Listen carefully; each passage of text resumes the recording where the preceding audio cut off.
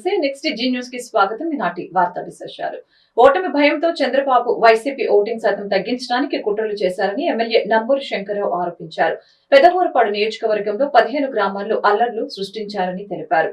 బీజేపీతో పొత్తు పెట్టుకుందే police election సిబ్బందిని వాడుకోవటానికని విమర్శించారు. అయినా పెదకూరపాడు నియోజకవర్గం నుంచి 20,000 మెజారిటీతో తానే విజయం సాధిస్తానని నంబూరు శంకర్రావు ధీమా వ్యక్తం చేశారు. గుంటూరులోని పెదకూరపాడు నియోజకవర్గ కార్యాలయంలో ఏర్పాటు చేసిన మీడియా సమావేశంలో శంకర్రావు మాట్లాడారు. వైసీపీ ఓటింగ్ ఉన్న చోట ఒక పథకం ప్రకారం దాడులు జరిగాయని ధ్వజమెత్తారు. పెదకూరపాడు నియోజకవర్గం చరిత్రలో ఎప్పుడూ ఇలాంటి ఘటనలు జరగలేదని అన్నారు. అభివృద్ధి సంక్షేమం చూసి ప్రజలందరూ ఓటు వేయడంతోనే పోలింగ్ శాతం పెరిగిందని అన్నారు. ఈ సందర్భంగా వైసీపీ సాగించిన దమనకాండ దృశ్యాలను ఆయన సెల్ ద్వారా మీడియా ముందు ప్రదర్శించారు. చంద్రబాబు నాయుడు కేవలం బీజేపీతో పొత్తు పెట్టుకుంది, ఎలక్షన్ చేయాలి, ఎలక్షన్ చేసుకోలేకపోతే అసలు మనం ఈ రాష్ట్రంలో ఉండలేము, కేవలం పొత్తు పెట్టుకుంది డిపార్ట్మెంట్లు వాడుకోవడానికి అన్న విధిగా వ్యవహరించడం, పోలీస్ డిపార్ట్మెంట్ కానీ ఎలక్షన్ కమిషన్ డిపార్ట్మెంట్ కానీ వాడుకోవటంలో ఆయన దిట్ట. ఇలాంటి పొత్తులు పెట్టుకొని ప్రజల్ని ఇబ్బంది పెట్టాలి, ముఖ్యంగా ఎస్సీలని, ఎస్టీలని, మైనార్టీలని, బీసీలని. ఎక్కడైతే వైఎస్ఆర్ పార్టీ ఎక్కువగా ఉన్నారో అక్కడ ఆ బూతుల్లో ఇబ్బంది పెట్టే విధంగా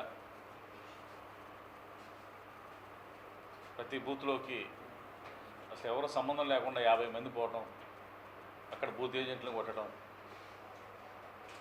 దౌర్జన్యాలు. ఏ గ్రామంలో అయినా వైఎస్ఆర్ పార్టీ మెజార్టీకి వచ్చే గ్రామాల్లో ముందు రోజు నైట్ నుంచే మరి డిపార్ట్మెంట్ని వశపరుచుకొని కార్యకర్తని, వైఎస్ఆర్ కార్యకర్తలని దొడ్లేరు కానీ కొట్టడం, అంటే కొడితే భయభ్రాంతులకి ఓటు రాకుండా ఓటింగ్ శాతం పడిపోయింది, మేము గెలవాలి ఎట్టయినా అనే ఉద్దేశంతో రాత్రిపూట్ల కొట్టడం, తెల్లారి లేడీస్ క్యూ చూసి ఇంకా రెచ్చిపోయి ప్రతి గ్రామంలో కూడా ఎక్కడైతే వైఎస్ఆర్ పార్టీకి మెజార్టీ వస్తే ఆ గ్రామాల్లో బూత్లో జరబడి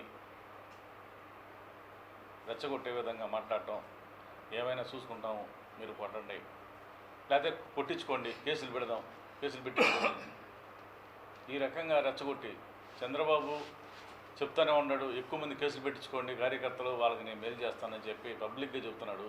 అదే ఇక్కడ అమలు చేయడం జరిగింది. సొంతూరుపై మమకారం, ఓటు వేయాలని దృఢ సంకల్పం. పిల్లా జల్లాతో ఇంటిల్లపాది స్వస్థలాలకు విచ్చేశారు. త్రికరణ శుద్ధితో బాధ్యతను నిర్వర్తించారు. బంధుమిత్రులతో 2-3 రోజులు సంతోషంగా గడిపారు. ఉద్యోగ విధులకు వెళ్లాలని కొండంత ఆశతో ప్రైవేట్ ట్రావెల్స్ బస్సుతో తిరుగు ప్రయాణమయ్యారు.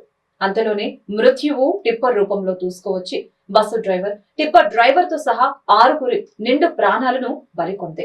కళ్ళు తెరిచేలోపే అగ్ని కీలకలు ఆహుతులైన విషాదం ఇదే. గాఢ నిద్రలో ఉన్న 10ల సంఖ్యలో ప్రయాణికులను తీవ్ర గాయాలు పాలు చేసింది. క్షతగాత్రుల ఆర్తనాదాలు మిన్నంటిన వేళ స్థానికులు అప్రమత్తమై 108 పోలీసులకు సమాచారం చేరవేశారు. స్థానికులు క్షతగాత్రుల వివరాల మేరకు బాపట్ల జిల్లా చినగంజాం నుంచి పరచూరు, చిలకలూరుపేట మీదుగా హైదరాబాద్ వెళ్లేందుకు మంగళవారం రాత్రి అరవింద ప్రైవేట్ ట్రావెల్స్ బస్సు 40 మంది ప్రయాణికులతో బయలుదేరింది. వీరిలో చినగంజాం, గోనసపూడి, నీలాయపాలెం వారు ఎక్కువగా ఉన్నారు. వీరంతా సార్వత్రిక ఎన్నికల్లో ఓటు వేసి హైదరాబాద్ కు తిరుగు ప్రయాణమైన వారే. మంగళవారం అర్ధరాత్రి 1:30 సమయంలో చిలకలూరుపేట మండలం అన్నంబట్ల వారిపాలెం, పసుమర్రు గ్రామాల మధ్య ఈ ఊరి వారిపాలెంలో వద్దకు వచ్చేసరికి ఎదురుగా శరవేగంగా కంకరతో వచ్చిన టిప్పర్ బస్సును ఢీకొట్టింది. క్షణాల్లో టిప్పర్ కు మంటలు రేగి ఆపై వేగం, తీవ్రత దృష్ట్యా బస్సుకు మంటలు వ్యాపించాయి. ఈ ఘటనలో 5 సజీవ దహనం అవ్వగా ఒకరు ఆసుపత్రిలో చికిత్స పొందుతూ మృతి చెందారు. మృతులను బస్ డ్రైవర్ అంజీ, మధ్యప్రదేశ్ కు చెందిన టిప్పర్ డ్రైవర్ హరిసింగ్ నీలాయపాలనికి చెందిన కాశీ బ్రహ్మేశ్వరరావు లక్ష్మి శ్రీసాయిగా గుర్తించారు. సార్వత్రిక ఎన్నికల్లో భారీ స్థాయిలో పోలింగ్ శాతం పెరిగింది. ఆంధ్రప్రదేశ్ లో పోస్టల్ బ్యాలెట్ తో కలిపి 82.37% మేర పోలింగ్ నమోదైంది. రాష్ట్ర చరిత్రలో ఇంత భారీ ఎత్తున ఓటింగ్ జరగడం ఇదే తొలిసారి. ఉమ్మడి రాష్ట్రంలో 2009లో జరిగిన ఎన్నికల్లో 72.63%, 2014లో 78.90%, 2019లో 79.80% మేర పోలింగ్ నమోదైంది. ఆ లెక్కన చూస్తే పెద్ద మొత్తంలో పోలింగ్ జరిగింది. 2009తో పోలిస్తే 9.74%, 2014తో పోలిస్తే 3.47%, 2019తో పోలిస్తే 2.57% మేర అధికంగా ఓటింగ్ నమోదైంది. 2019 ఎన్నికల నేపథ్యంలో సోమవారం అర్ధరాత్రి దాటాక 2 గంటల వరకు 47కు పైగా కేంద్రాల్లో పోలింగ్ కొనసాగింది. రాష్ట్ర వ్యాప్తంగా అన్ని చోట్ల పోలింగ్ ముగిసిన తర్వాత మొత్తంగా 81.30% మేర ఓటింగ్ నమోదైనట్లు అనధికారిక అంచనా. పోస్టల్ బ్యాలెట్ ఓటింగ్ 1.07%, దీనిని కలిపితే మొత్తం పోలింగ్ 82.37% నమోదైంది. క్షేత్ర స్థాయి నుంచి పూర్తి వివరాలు వచ్చాక వాటన్నిటిని క్రోడీకరించి ఎన్నికల సంఘం అధికారిక గణాంకాల్ని ప్రకటించింది. రాష్ట్రంలో ఈసారి మొత్తం 4,14,01,887 మంది ఓటర్లు ఉండగా అందులో 4,44,218 మంది పోస్టల్ బ్యాలెట్ ద్వారా ఓటు హక్కు వినియోగించుకున్నారు. 2019 పోస్టల్ బ్యాలెట్ ద్వారా 2,95,003 మంది ఓట్లు హక్కు వినియోగించుకున్నారు. జిల్లాల వారీగా పోలింగ్ శాతం వివరాలు ఇలా ఉన్నాయి. అల్లూరు జిల్లాలో 70.20%, అనకాపల్లి జిల్లాలో 83.84%, అనంతపురం జిల్లాలో 79.25%, అన్నమయ్య జిల్లాలో 76.23%, బాపట్ల జిల్లాలో 84.98%, చిత్తూరు జిల్లాలో 82.65%, కోనసీమ జిల్లాలో 83.91%, తూర్పుగోదావరి జిల్లాలో 80.94%, ఏలూరు జిల్లాలో 83.55%, గుంటూరు జిల్లాలో 78.81%, కాకినాడ జిల్లాలో 80.31%, కృష్ణా జిల్లాలో 84.5%, కర్నూలు జిల్లాలో 75.83%, నంద్యాల జిల్లాలో 80.92%, ఎన్టీఆర్ జిల్లాలో 79.68%, పల్నాడు జిల్లాలో 85.65%, పార్వతీపురం మన్యం జిల్లా 77.10%, ప్రకాశం జిల్లాలో 87.9%, నెల్లూరు జిల్లాలో 78.10%, శ్రీ సత్యసాయి జిల్లాలో 82.77%, శ్రీకాకుళం జిల్లాలో 76.7%, విజయనగరం జిల్లాలో 81.34%, పశ్చిమ గోదావరి జిల్లాలో 82.70%, కడప జిల్లాలో 79.40% పోలింగ్ శాతం నమోదైంది. పల్నాడులో టీడీపీ అరాచకాలకు తెగబడిందని వైఎస్ఆర్సీపీ ఎంపీ అభ్యర్థి అనిల్ కుమార్ యాదవ్ మండిపడ్డారు. కొందరు పోలీసులు టీడీపీ అభ్యర్థులు వ్యవహరించారు. టీడీపీ దాడులపై మేం ఫోన్లు చేసినా పోలీసులు స్పందించలేదు. ఈ మేరకు అనిల్ కుమార్ మీడియాతో మాట్లాడారు. ఓటమి అక్కస్తో టీడీపీ నేతలు దాడులకు పాల్పడ్డారని ధ్వజమెత్తారు. మాచర్లలో టీడీపీ నేతల విధ్వంసం సృష్టించారని, పిన్నెల్లి ఆయన కుమారుడిపై టీడీపీ నేతలు దాడి చేశారని అన్నారు. పోలింగ్ బూత్ లోపలికి వెళ్లి టీడీపీ నేతలు దాడులు చేశారు. వైఎస్ఆర్సీపీకి మద్దతు తెలిపిన గ్రామాలపై దాడులకు దిగారు. పల్నాడు ఎస్పీకి ఫోన్ చేసినా స్పందించలేదు. పోలీసులు టీడీపీ కార్యకర్తల పని చేశారంటూ అనిల్ మండిపడ్డారు. మీరు గెలుస్తారన్న ఒక భరోసా ఉంటే ఇవన్నీ అవసరం లేదు కదా. అంటే బీసీలు ఎస్సీలు ఓట్లు వేయకూడదా? అంటే బీసీలు ఎస్సీలు ఓట్లు వేయకూడదా అని అడుగుతా ఉన్నా. ఓట్లు వేస్తే కాలనీల మీద పెరగొడతారా? నిన్న ముట్టుకూరుకు సంబంధించి మాచల్లో పొద్దునే ఎమ్మెల్యే అభ్యర్థులను హౌస్ అరెస్ట్. అసలు ఎమ్మెల్యేలను హౌస్ అరెస్ట్ చేసేది ఏంది? వాళ్ళని మాత్రం యథేచ్ఛగా వదిలేశారు. సత్యనపల్లిలో కన్నా లక్ష్మీనారాయణ గారు తిరుగుతారు, ఇక్కడ అరవింద్ బాబు గారు తిరుగుతారు, అక్కడ బ్రహ్మానంద రెడ్డి తిరుగుతాడు, ఇక్కడ ఎరపతిరాయన తిరుగుతాడు. కానీ వైసీపీకి సంబంధించిన ఎమ్మెల్యేలు మాత్రం హౌస్ అరెస్ట్లో ఉండి వాళ్ళ పార్టీకి వాళ్ళ పనులు చేసుకుంటారా? ఎస్పీ గారు పోలీసుకి ఫోన్ చేస్తే మా దగ్గర మెల్లలేము సార్, కొట్టుకుంటే ఊర్లో మాకు తెలియదు. ఇదే సమాధానం అండి ఒక పోలీస్ అఫీషియల్స్ చెప్పాల్సిన సమాధానం. నేను ఎస్పీ గారు చెప్తున్నారు, చర్య తీసుకుంటాం సార్. ఏంది తలకాయ వాళ్ళు కొట్టి, ఆడవాళ్ళు తలకాయ వాళ్ళు కొట్టి, ఆడవాళ్ళు చీరలు లాగి జాకెట్లు చించి పంపిస్తుంటే తర్వాత చర్యలు తీసుకుంటాడా? ఇది ఎస్పీ గారు సమాధానం రాత్రి మాకు. సార్ నేను దారుణం. సీఎం జగన్ ని మళ్లీ ముఖ్యమంత్రిని చేయాలని తపన ఓటర్లలో కనిపించిందని మంత్రి అంబటి రాంబాబు తెలిపారు. ఈ మేరకు అంబటి మీడియాతో మాట్లాడారు. మహిళలు, వృద్ధులు, దివ్యాంగులు పెద్ద సంఖ్యలో ఓటు వేశారని తెలిపారు. పోలింగ్ శాతం పెరగడం అంటే అది పాజిటివిటీ ఓటింగ్. మహిళా సాధికారత కోసం సీఎం జగన్ కృషి చేశారు. మహిళలంతా సీఎం జగన్ కే ఓటు వేశారు. రాష్ట్ర వ్యాప్తంగా ఓటర్లలో చైతన్యం కనిపించిందని తెలిపారు. అదేవిధంగా టీడీపీ నేతలు అరాచకాలకు తెగబడ్డారు. మేం ఫిర్యాదు చేసినా పోలీసులు స్పందించలేదు. పల్నాడులో పోలీసు యంత్రాంగం విఫలమైంది. టీడీపీతో పోలీసులు కుమ్మక్కయ్యారా అంటూ అంబటి నిలదీశారు. పల్నాడులో పోలీసు యంత్రాంగం విఫలమైంది. మా కార్యకర్తలకు రక్షణ కల్పించలేని పరిస్థితి ఏర్పడింది. నన్ను తిరగకుండా అడ్డుకున్నారు. ఒక బూత్ లో 1000 ఓట్లు రిగింగ్ చేశారు. రీపోలింగ్ నిర్వహించబోమన్న మాట సరికాదు. దమ్మాలపాడు, నార్నెపాడులో రిగ్గింగ్ జరిగిన పోలింగ్ కేంద్రాల్లో రీపోలింగ్ నిర్వహించాలని అంబటి రాంబాబు డిమాండ్ చేశారు. తిరిగి మళ్ళా జగన్మోహన్ రెడ్డి గారికి అధికారం ఇవ్వాలా, లేక ఆయన అధికారం తీసేసి గతంలో 5 సంవత్సరాలు 14 సంవత్సరాలు పరిపాలన చేసిన చంద్రబాబు నాయుడు గారికి అధికారాన్ని కట్టబెట్టాలా అనే అంశం మీదే ప్రధానంగా ఎన్నిక జరిగిందని నేను భావిస్తూ ఉన్నా. గతంలో చంద్రబాబు నాయుడు గారి పరిపాలన చూసిన వారు, 5 సంవత్సరాలు పరిపాలన జగన్మోహన్ రెడ్డి గారికి చవి చూసిన వారు ఓట్లు వేయడానికి వచ్చినటువంటి తీరు చూసినప్పుడు నాకు చాలా ఆశ్చర్యం వేసింది. ఉదయం నేను 7:30-8 గంటలకు వెళ్ళా. అప్పటికే బారులు తీరి ఉన్నారు. నేను అడిగే 8ంటికి వచ్చారమ్మా అని. మేము 5ంటికే వచ్చామండి అని అన్నారు. అంటే 5 గంటలకే మహిళలు, వృద్ధులు వచ్చి లైన్లో నిలబడ్డారు. పెద్ద ఎత్తున లైన్లో నిలబడి తన ఓటు హక్కును వినియోగించుకున్నారు. దీనికి కారణం ఏమిటి, దీనికి సంకేతం ఏమిటి అనే విషయాన్ని మనం ఒకసారి ఆలోచించాలి. నేను లైన్లో ఉన్న వారందరినీ చూసే ఎక్కువ మంది వృద్ధులు, వికలాంగులు, మహిళలు ఎక్కువగా ఉన్నారు. నేను భావిస్తున్నా 5 సంవత్సరాలు జగన్మోహన్ రెడ్డి గారి పరిపాలన చూసిన తర్వాత, సంక్షేమ కార్యక్రమాలు అందుకున్న తరువాత నా బిడ్డ జగన్మోహన్ రెడ్డిని మరొక్కసారి ముఖ్యమంత్రిగా చేయాలనే తాపత్రయంతో తమ ఓటు హక్కుని వినియోగించటం కోసం గంటల తరబడి వృద్ధులు, గంటల తరబడి మహిళలు, గంటల తరబడి వికలాంగులు క్యూలో నుంచున్నారనేటువంటి భావన కలిగింది నాకు పెద్ద ఎత్తున. రాష్ట్ర వ్యాప్తంగా నిరాశ నిస్పృహలతో టీడీపీ అల్లర్లు, దౌర్జన్యాలు, హింసకు పాల్పడిందని వైఎస్ఆర్సీపీ లీగల్ సెల్ అధ్యక్షులు మనోహర్ రెడ్డి తెలిపారు. ఈ మేరకు తాడేపల్లిలోని వైఎస్ఆర్సీపీ కేంద్ర కార్యాలయంలో మీడియాతో మాట్లాడారు. ఉదయం నుంచి రాత్రి వరకు టీడీపీ హింసాత్మక సంఘటనలకి పాల్పడుతూనే ఉందని చెప్పారు. ఈ ఘటనలపై ఎన్నికల అధికారులకి సోమవారం ఒకరోజు 58 మంది ఫిర్యాదులు చేశారని, వాటిపై తక్షణమే చర్యలు తీసుకోవాలని కోరారు. 2 సార్లు సస్పెండ్ అయిన additional DG AP Venkateswara Rao, retired DG RP Thakur, మరికొందరు పోలీసు అధికారులు మంగళగిరి టీడీపీ ఆఫీసులో కూర్చొని జిల్లాల పోలీసు అధికారులకు ఫోన్లు చేసి టీడీపీకి అనుకూలంగా వ్యవహరించాలని, బెదిరింపులకి దిగారని చెప్పారు.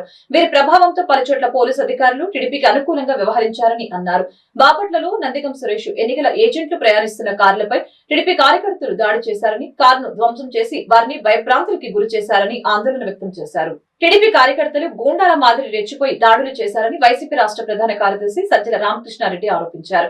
అద్దంకి, గురుచల, మాచల్ల, పీలేరు, సత్తెనపల్లిలో హింసాకాండకు పాల్పడ్డారని చెప్పారు. తెలుగుదేశం మూకలు రిగ్గింగ్ కు పాల్పడుతున్నారని అన్నారు.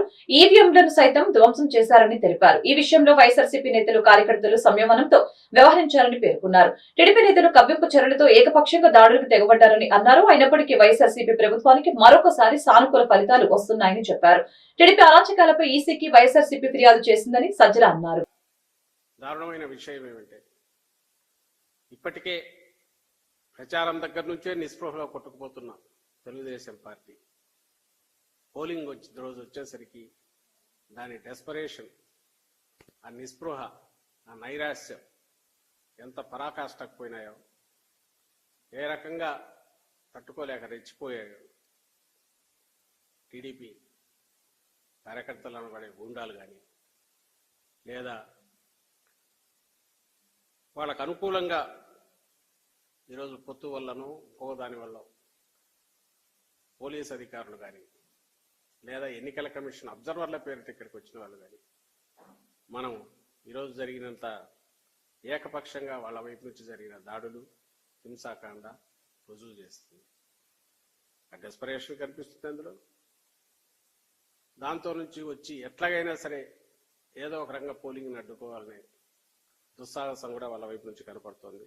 దురదృష్టకరం ఏంటంటే, ఇక్కడికి వచ్చిన అబ్జర్వర్ల పేరిట ముఖ్యంగా మాచర్ల, పల్నాడు జిల్లా మీద అయితే ఆల్మోస్ట్ ఒక ఇనుప తెర చుట్టూ చేసినట్టే, బందికానాల్లో చేసినట్టే చేశారు. నిన్న మొన్నటి నుంచి మొదలైంది, ఈరోజు పరాకాష్ఠకు చేరింది. ప్రజా ప్రతినిధులు సంయమనం పాటించాలని సిటిజన్స్ ఫర్ డెమోక్రసీ కార్యదర్శి నిమ్మగడ్డ రమేష్ కుమార్ వ్యాఖ్యానించారు. ప్రజా ప్రతినిధులు ఆదర్శప్రాయంగా ఉంటేనే సమాజ వికాసం సాధ్యమవుతుందని తెలిపారు. లేదంటే నిశ్శబ్ద విప్లవం వస్తుందని, ఇందుకు తెనాలిలో ఎమ్మెల్యేను ప్రశ్నించిన గొట్టిపాటి సుధాకర్ వైనమే నిదర్శనమని అన్నారు.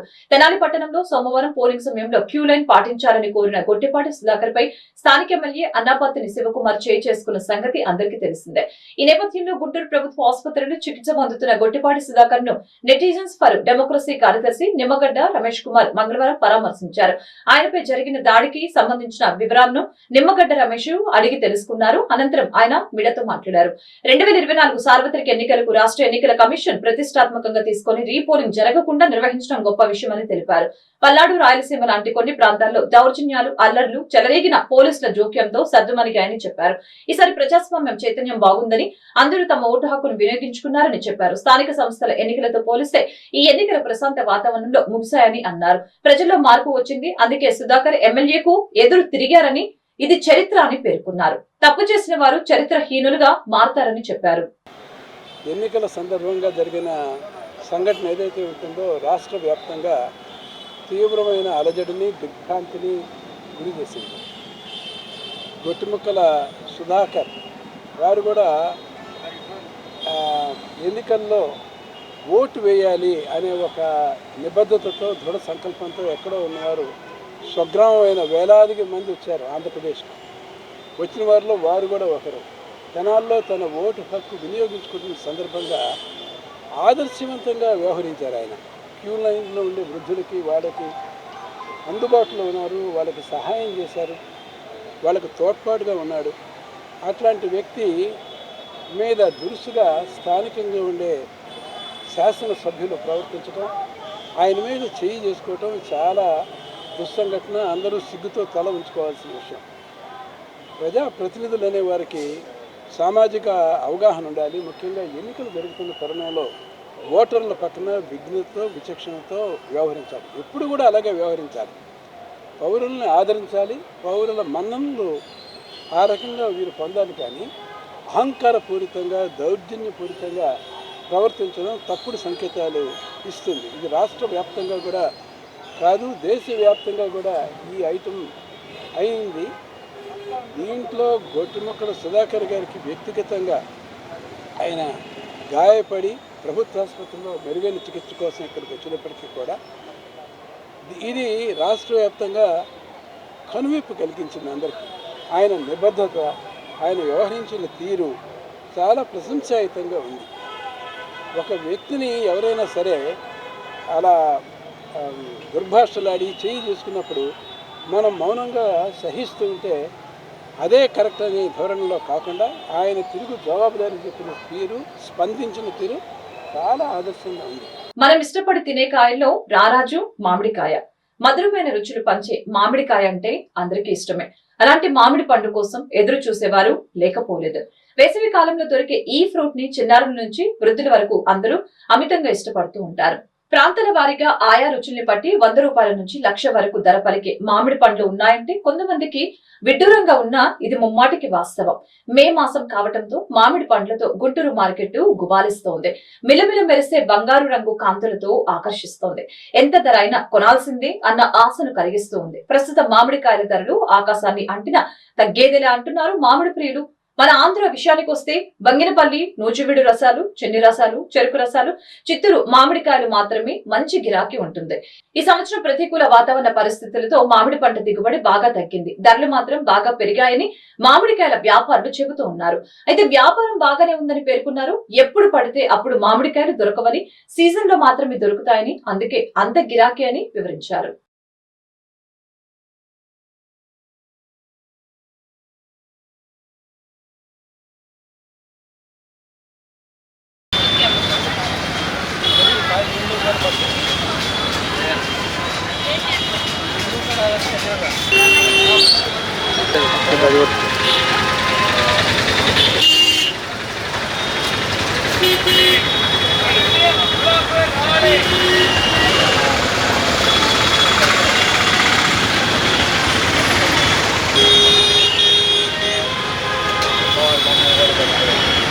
మాట్లాడుతున్నా 500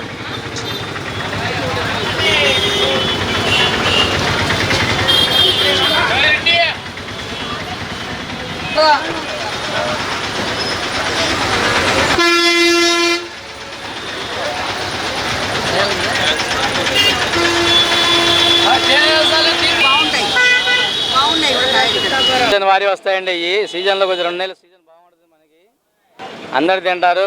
సీజన్ మళ్ళీ రావు, వచ్చే 2-3 నెలలే మామిడికాయలు అందరూ ఇష్టంగా తింటారు అందరూ. సంవత్సరం మామిడికాయలు చాలా తక్కువ అండి, పంట సరిగా లేదు, దిగుబడి లేదు, కాబట్టి రేట్లు మాత్రం బాగుంటాయి. ఈ సంవత్సరం మాకు వచ్చేసి బంగినపల్లి ఆయన మసరు వస్తున్నాయి కాయలు. మసరు ఏది వాతావరణం మంచు ఎక్కువ వలన మసరు వచ్చేస్తుంది, అయినా టేస్ట్ బాగుంటాయి కాయలు మాత్రం. ఈ రేట్లు కూడా బాగానే ఉన్నాయి. మాకు చిన్న రసాలు, బంగినపల్లి, ఇమాం పసందు, ఈ పెద్ద రసాలు ఈ ఫేమస్ అండి.